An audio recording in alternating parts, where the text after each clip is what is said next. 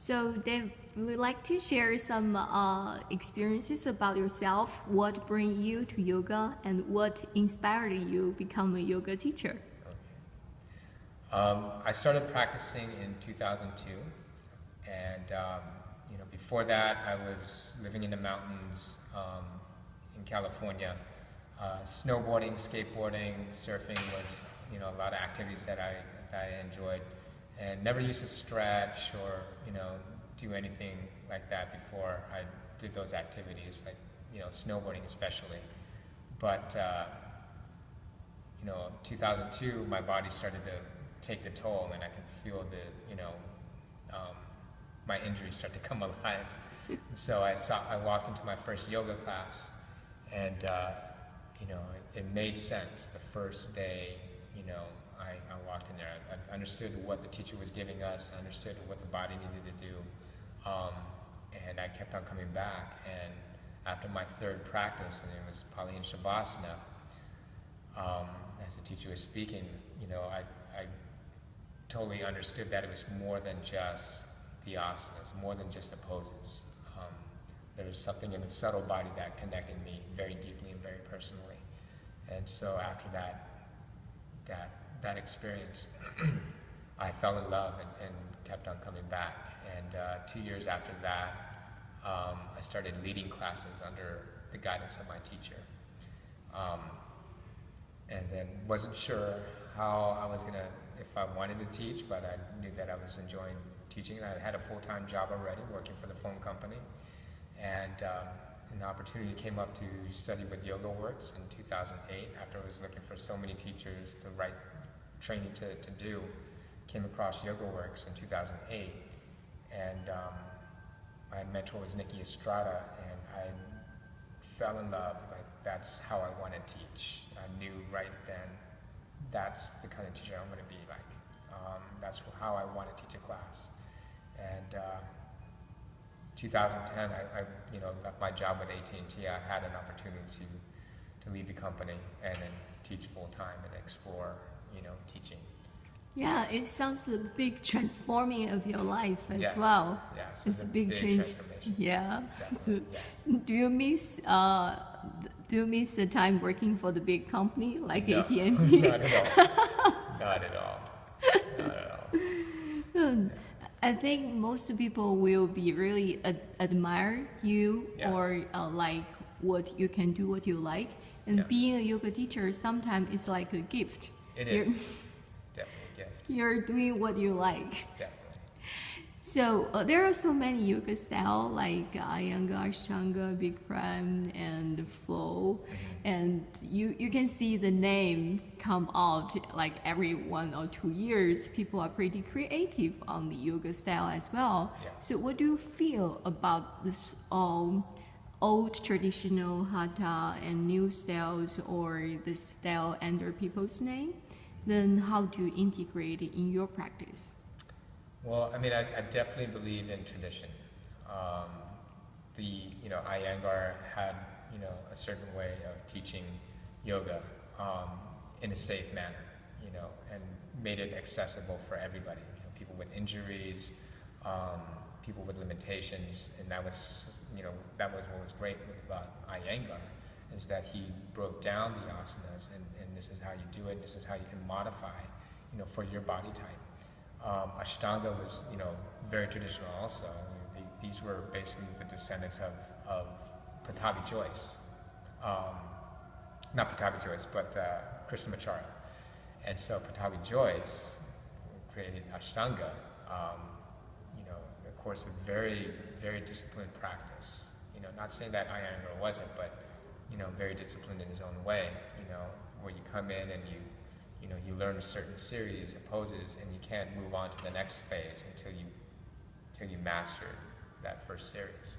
And so, what I've learned with, and I had a chance to study with Iyengar teachers and Ashtanga teachers, so I had a feel for both what we call flavors of the practice. When I came across Yoga Works integrated, three styles: the Vini Yoga, Ashtanga and Iyengar.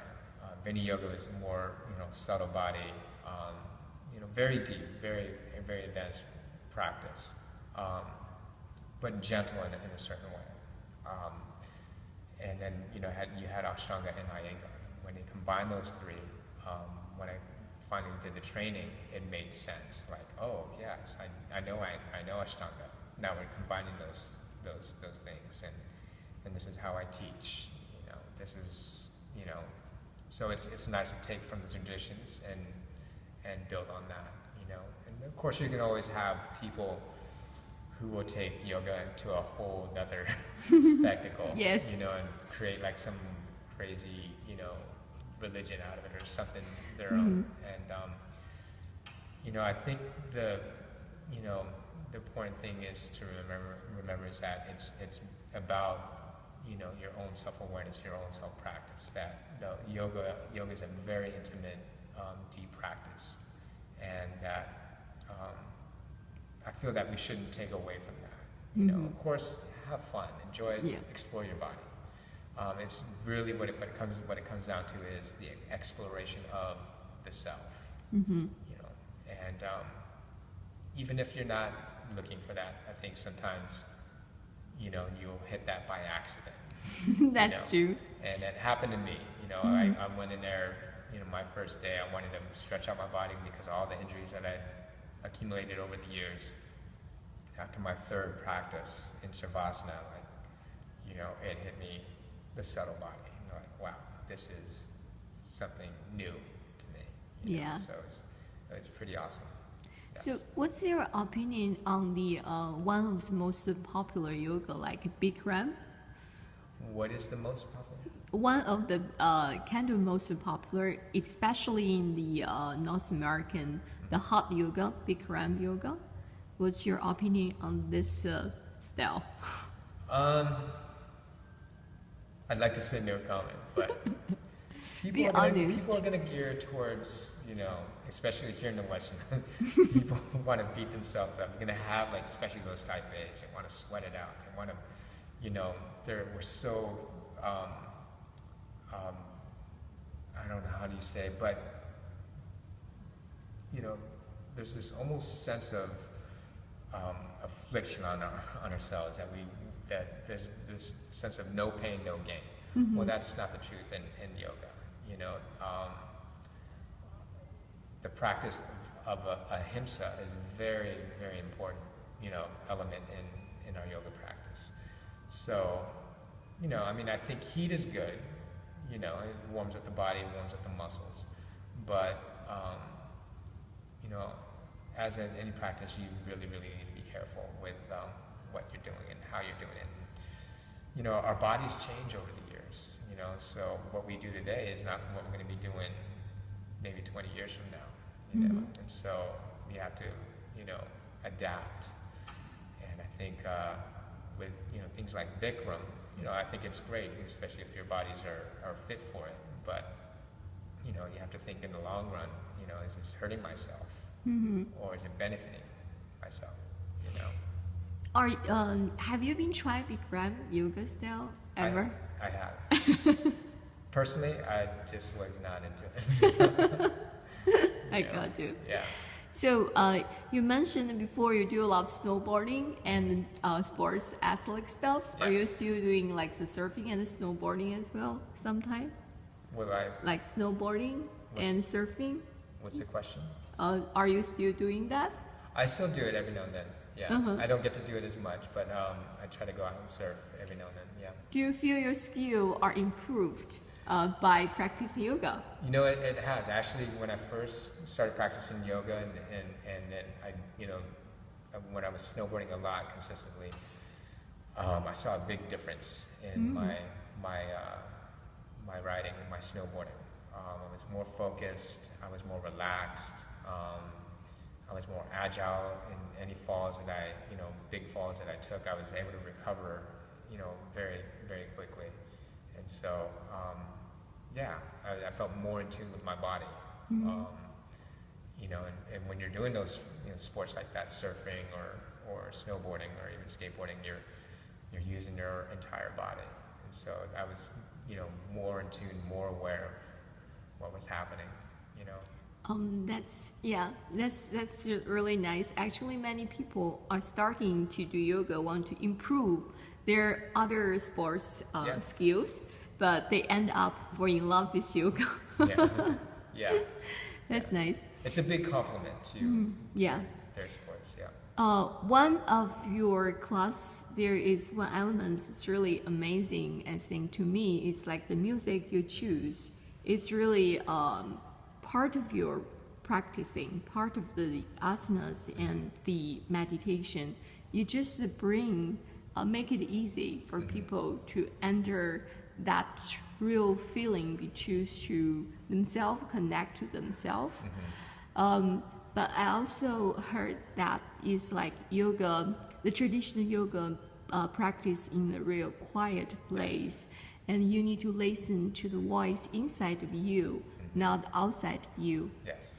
So, what do you feel the music element function or benefits in the flow yoga practice? I think it's really, to each his own, but I've had both where no music. And I really appreciate, no music at times. And sometimes when I'm my own personal practice, I don't have any music playing at all. And sometimes I can feel it can be a distraction. But at the same time, it can also, get you into a rhythm, like it's easy to connect with layered beats and rhythms and then the breath, because the heartbeat is similar to, it has its own beat. When you're riding on that heartbeat, you're riding with the breath, you're singing that, then you're building that into the rhythm. Then you have the music that kind of complements that, and you can bring those all together, and you get into this meditative movement flow, and sometimes it's just magic, for me as a teacher, when I teach with music, I get into that rhythm, get into that flow, and I'm watching bodies move, and I'm watching the energy move, throughout the class, and everybody's kind of getting into it, but I always remind them to bring them back to the breath, bring it back to the inner body, bring it focus, bring it here. Yeah. Because I think that's where the nectar's at, Yeah. The music is going, and I think, with our daily lives, music is all around us. There's always constant noise, there's constant things moving, sometimes that quietness isn't available to us, so how do we work with that, how do we find internal peace with all this chaos around us? That's true. And it's always there. It's always within us to find. Sometimes it's a little bit harder, but it takes time. But music is, definitely a big part of how I teach. Yeah, your music is amazing. So, would you like to give some recommendation about how do you choose the music? What's your standards, and how do you feel, and how do you arrange this kind of music? Well, I think of the class. I think of the build-up. The beginning all the way to the end. So from the beginning, starting off with something slow. I usually have eternal ohms. So it's an hour-long ohms running, or before class. And I'll run it down my iPod.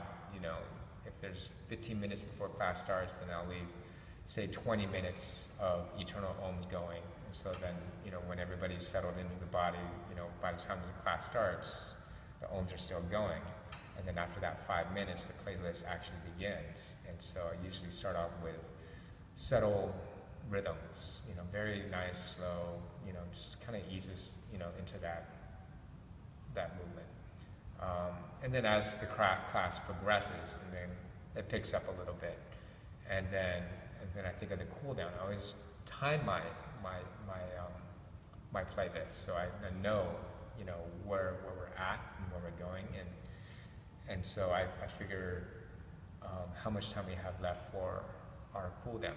So I want to leave enough time, some songs that will accommodate that. So you don't want anything too jarring or too distracting, and when you're trying to cool the body down, so you want something that'll, ease you into that, So I think it's important to have, you know, um, music that isn't so distracting. Choosing true. music wisely. Some people can teach with, a lot of noise and distracting stuff, and some people can actually practice it in that way. But for me, I'm all about rhythm and breath.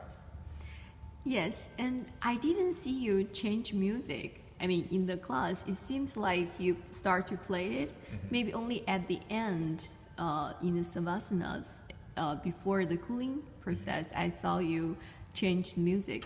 It's kind of a, did you cut the music proportionally? No, I did. I just turned it down, turned the volume down. Oh, so I didn't change the music. I just lowered it a little bit. Oh, okay. Yeah. That's the tips. Yeah. Yes, Yeah. It's really good. Yeah. Because I mean, the cool down music, you want it too loud. I mean, of course, like during the class, I have the music turned up a little bit, but as you're coming down, I like to settle things down. So I just turned the volume down. I didn't change the music. So, because people have many different lifestyle, so what is your recommendation for the people who really have a really busy lifestyle? They may not able have really a routine set up yoga practice. And every time they come to the class, they feel, oh, it's so good, I should come. But it's hard for them to set up a routine and regular practice. Yeah. So what would be a feasible solution for them? Feasible solution for their practice from your point of view. For their busy lifestyle, I think it's important to take time out, even if it's 10 minutes, 5 minutes, 10 minutes. It doesn't even have to be a physical practice, especially where we've built a society and a culture where we're constantly on the computers or on our devices, and we're becoming more kyphotic. Shoulders are rolling forward, and we're coming so in here. And I think it's just time to open this up. Sit at if you're sitting at the desk, take time to sit nice and tall, roll out the shoulders, maybe even stand up a little bit, do a forward bend, release the back, maybe chest openers. 10 minutes doesn't take much. And then if you feel your mind is really, really busy, it probably means that you need a little bit more. So that's true. It's very nice to take time out, sit quietly, close the eyes, and just listen to the breath and just let your mind relax. I think it's very important, especially the day and age that we're living in, these days. Yeah. So you have been teaching yoga since 2008, right? It's like I've been teaching yoga since 2004. But 2004. I've been, Here is 2008. 2010. I started teaching for yoga works. Oh, I see. So you experienced the last life transforming, and what do you feel besides your body? Of course, you must be much more fit and healthier than before. Yeah. And besides this kind of physical and health benefits, and what else do you feel yoga changed you? All the benefits in your daily living life? I'm more aware of my surroundings. Some days, and the whole ego thing can jump out, and it's really hard. Like ahimsa, I'm going to come back to ahimsa, the practice of nonviolence or non-harming, and that it's a wide range of things, where physical or non-physical. There's so many different things of harming. And I think for me, because I drive a lot, my practice a lot of times is in my car while I'm driving. How I deal with the chaos around me. You driving, especially here in the Bay Area, you see a lot of, I say, egos fly on the freeway. So you can see all these things happening. How do you keep from engaging with that in such a negative way? How can you just kind of sit back and be the observer? And I think that's a major that's part yoga. of practice. And you know, not just in my car, but you know, wherever I go, is how do you be the observer? Mm-hmm. You know, observe, you know, the scene around you, or you know, without engaging or out, you know. Yeah, without actual effort and Exactly. attachment. Yeah. Yes, Yes. that's nice. And the I'm thinking, so wait a second, what is pause? Oh, last question.